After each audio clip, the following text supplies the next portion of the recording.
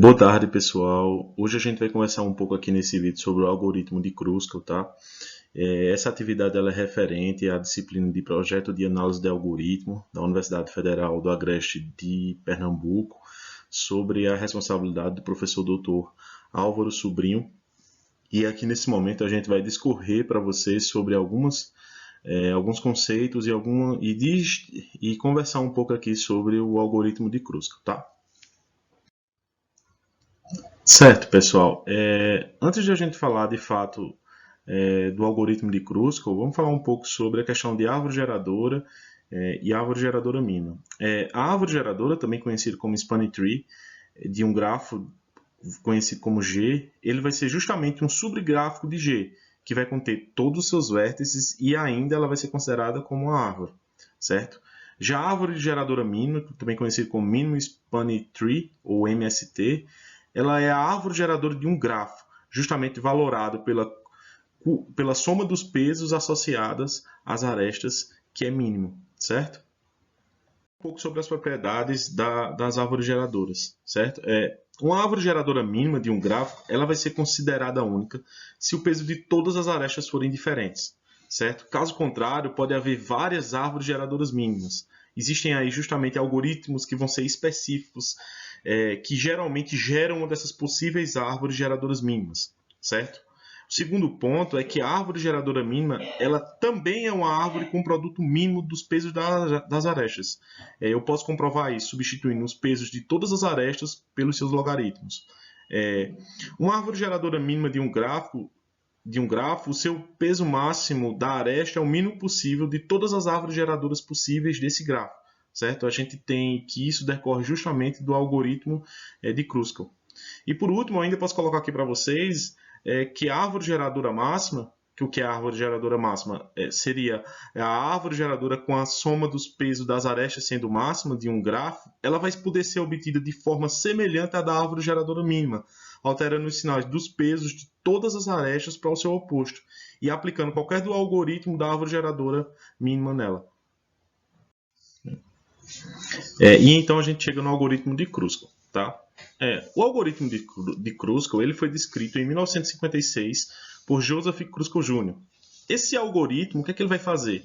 Inicialmente, ele vai isolar todos os nós de um grafo, certo? Um dos outros, para formar uma floresta de árvores de nós individuais. Depois disso, gradualmente ele mescla essas árvores, combinando em cada iteração qualquer duas árvores com a aresta do grafo original. É importante dizer que antes da execução do algoritmo, todas as arestas elas vão ser ordenadas pelos pesos, isso aí em ordem decrescente, e logo em seguida a gente vai começar o processo de unificação. Eu pego todas as arestas da primeira até a última ordenadas, e se as extremidades das arestas atuais pertencerem a subárvores diferentes, essas subárvores elas vão ser combinadas e a aresta é adicionada à resposta. Depois que houver a iteração sobre todas as arestas, todos os vértices vão pertencer à mesma subárvore e aí a gente tem o produto dela. Seguindo a apresentação, a gente pode aqui apontar algumas características ou propriedades do algoritmo de Kruskal. A primeira coisa que a gente pode dizer é que ele não se inicia em nenhum vértice em particular. Por que ele não se inicia em nenhum vértice em particular? Porque ele vai justamente aí ser analisado pela questão do menor peso, certo? Então, ali a gente vai ver o vértice onde eu tenho um menor peso e a partir dali é que a gente vai começar ele vai ser selecionado para iniciar a partir dali. Ele considera se cada aresta individualmente pode ou não pertencer à árvore geradora mínima. E isso aí ele vai analisando justamente em ordem crescente do custo. As árvores que compõem a floresta são identificadas pelos conjuntos que contêm os vértices que o compõem. E a última coisa que a gente pode dizer ainda é que o algoritmo ele é guloso, certo? O que ele quer dizer? É que ele vai escolher o melhor momento para que isso aconteça, certo? Mas, em geral, essa estratégia pode não garantir que a gente tenha uma solução ótima para o problema. Porém, nesse caso, a gente pode garantir que certas estratégias gulosas, elas vão produzir uma árvore aí geradora com o seu peso mínimo aí. Então, pessoal, a partir de agora, a gente vai começar a entender o funcionamento do algoritmo, certo, de Kruskal. Inicialmente, a gente vai ter aqui um grafo, certo? Um grafo e que esse grafo ele vai ser computado aí com o algoritmo de Kruskal. É interessante a gente colocar algumas particularidades e eu convido vocês a tentar enxergar aqui comigo. A primeira coisa é que os números aqui que eles estão aqui nessas arestas, eles representam justamente aqui os pesos de cada aresta. E conforme anteriormente citado, o que é que ele vai fazer? Ele vai procurar aí quais são as arestas que têm menor peso, né? De cara, a gente identifica que, então, o algoritmo, aleatoriamente, ele iria selecionar ou a aresta AD ou a aresta CE. Por quê? Entre todas as arestas, elas são aquelas que possuem aí o menor peso, né? Vamos supor que, aleatoriamente, ele selecione a aresta AD, e aí, quando a gente olha o que é que vai acontecer, automaticamente eu vou ter o quê? Qual é a próxima aresta mais leve? A aresta CE. Ela vai ser selecionada primeiro porque ela é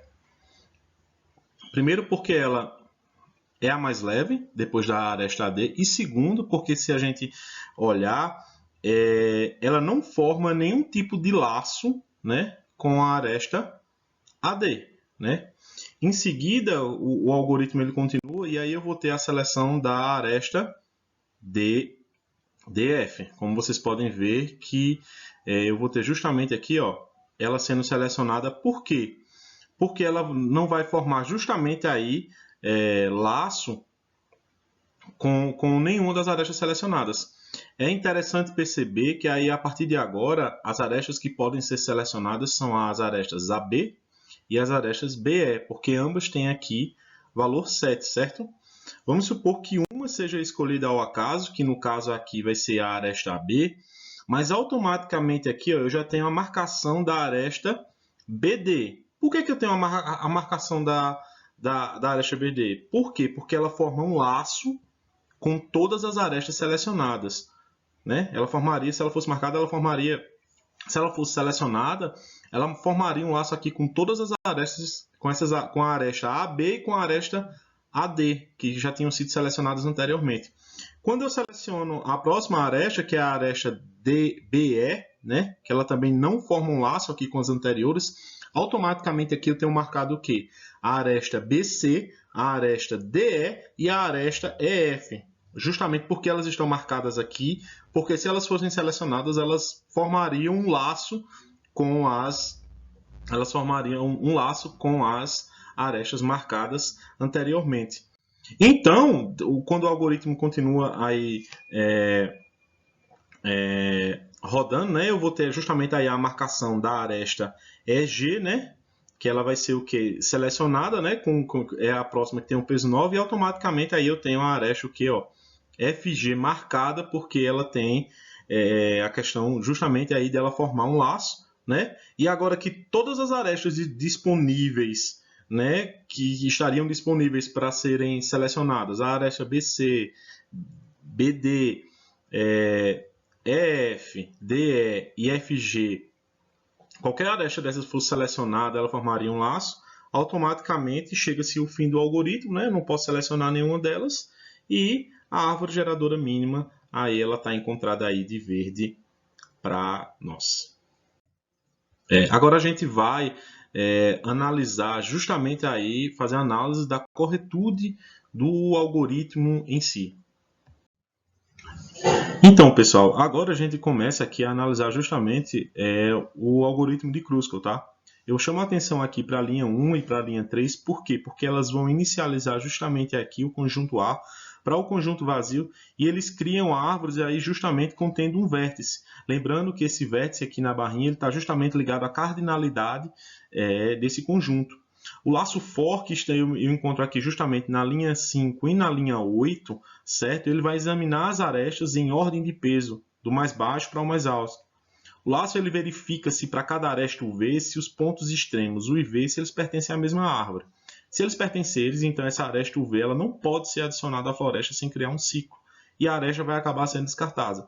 Caso contrário, os dois vértices pertencem a árvores diferentes, então o fluxo segue. Nesse caso aqui, a gente tem a linha 7, que ela vai adicionar justamente aqui a aresta UV, certo? A, e a linha 8 ela vai intercalar os vértices nas duas árvores. É importante dizer que o tempo de execução desse algoritmo para um grafo onde eu tenho os vértices e as arestas depende muito da implementação da estrutura de dados de conjunto de juntos que a gente vai ter aqui, tá?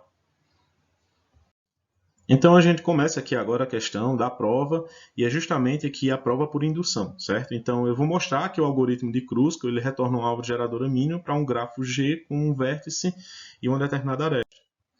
A pré-condição vai ser justamente o quê? Um grafo G, que ele vai estar não conectado, direcionado e ponderado justamente aí ao grafo do vértice da aresta. E aí eu vou ter um conjunto de arestas e um array dos seus pesos, certo? De um peso W, de forma que K tem que ser o quê? Justamente aí o número de arestas menos 1, que aqui é justamente onde eu tenho aqui a cardinalidade, e os valores de W têm que pertencer aos reais, para que cada UV pertença justamente aí ao conjunto dos vértices de E de G e o peso seja justamente de UV vezes W para conectar o IV. Eu vou ter uma pós-condição ainda que eu tenho que dizer o quê? Que um subconjunto de A que ele vai conectar todos os vértices de G e seu peso total, que vai ser WA, vai ser justamente o somatório de UV pertencente a A, tá? Onde W, UV, ele vai ser minimizado e o conjunto A também é acíclico, logo ele vai ser uma árvore geradora mínima de G. Para o meu caso base, eu vou ter aí justamente o G, onde que nós vamos ter aqui um subconjunto A, que vai ser vazio, ele vai ser, obviamente, ele vai ser promissor. Então, logo esse subconjunto de uma árvore geradora mínima, ele já é um subconjunto de uma árvore geradora mínima, por quê? Porque o conjunto é vazio. E logo ele é um subconjunto de qualquer conjunto. Na indução, a gente vai deduzir que A está sendo promissor antes mesmo de adicionar uma nova aresta, certo? As arestas de A elas vão dividir aí o nó de G em um ou mais componentes, onde U e V estão em dois componentes diferentes. Eu vou supor que U seja o conjunto de nós que inclui U e a gente precisa observar aqui. U vai ser um subconjunto estrito de V e A é um conjunto de arestas promissor, de forma que nenhuma aresta de A deixa U, já que uma aresta A tem ambas as extremidades em U ou nenhuma extremidade no próprio U. É aqui onde eu pego que esse EE ele vai ser justamente o quê? Uma aresta menor de menor custo que já deixa o subconjunto aqui de U, já que o algoritmo é guloso e ele vai ter escolhido somente E, somente depois de excluir todas as arestas que vão ser menor que E. Se eu juntar todas essas três condições aqui que eu coloco, eu vou ter como resultado uma árvore geradora mínima. E, portanto, a gente pode concluir que tanto a união com essa menor aresta aqui também é promissora. Quando o algoritmo de A terminar, não somente vai ser uma árvore geradora, mas uma árvore geradora mínima, já que tudo está sendo aí justamente promissor. Agora, a gente vai começar justamente aí a fazer uma análise da complexidade do algoritmo. É importante a gente citar algumas coisas e eu gostaria de começar justamente aqui na linha 3, onde o market set ele vai ser justamente executado aí o que? V vezes, certo? Para cada vértice do algoritmo. A ordenação do algoritmo que está acontecendo aqui na linha 4, ela justamente vai ser E log de E, que é onde a gente tem a melhor ordenação por algoritmo, certo? E exemplos de algoritmos que são utilizados esse tipo de ordenação, o Mesh Sort, que a gente vai ver em outro vídeo, certo? E é interessante a gente também olhar aqui que o FintSet ele vai ser iterado duas vezes para cada interação do laço for, certo? Por quê? Porque eu vou depender aí do total de arestas que eu vou ter e da condição ao qual o union vai ser executado, se o if for verdadeiro. Qual seria o pior caso nessa situação? Toda a árvore vai ser passada, né? E aí eu vou ter que unir todas as arestas a todos os vértices. Ainda analisando a complexidade do algoritmo de Kruskal, a gente pode dizer que ela vai ser analisada dependendo por dois fatores. O primeiro fator que eu vou ter vai ser justamente aí encontrar a aresta de menor peso, né? Como é que vai se dar isso? E o segundo, se a aresta ela vai se conectar com dois componentes distintos, né? Onde eu vou olhar um subconjunto 1 e um subconjunto V. Continuamos, agora a gente vai fazer aqui explicar a questão da soma de custos, certo? A primeira coisa que a gente pode dizer aqui é na primeira linha, eu vou ter aqui justamente a criação de um conjunto vazio, que eu vou chamar aqui de custo 1, e de 1 porque ele só vai ser aqui iterado uma vez, ele só vai ser executado uma vez. Na linha 2 e aqui na linha 3, eu vou ter o custo justamente que é o custo C2, que ele vai ser gerado pela iteração do for quando ele for gerado, certo? Então eu vou ter aqui um número de vezes ao qual ele está sendo gerado. O C3, que aqui está na linha 4, a ordenação dos pesos ela vai acontecer em n log n, que vai ser sempre usado para os melhores casos, que vai ser sempre, nós vamos ter o merge sort, né, que vai ser apresentado aqui, eu vou ter aqui justamente vezes, vai ser justamente aí o número de arestas que eu vou ter, e a questão ainda, eu vou ter aqui o C4, né, que vai ser o que vai acontecer também n vezes, justamente aqui porque ele depende do número de arestas que eu vou ter, certo? Então, como é que eu vou fazer para fazer esse...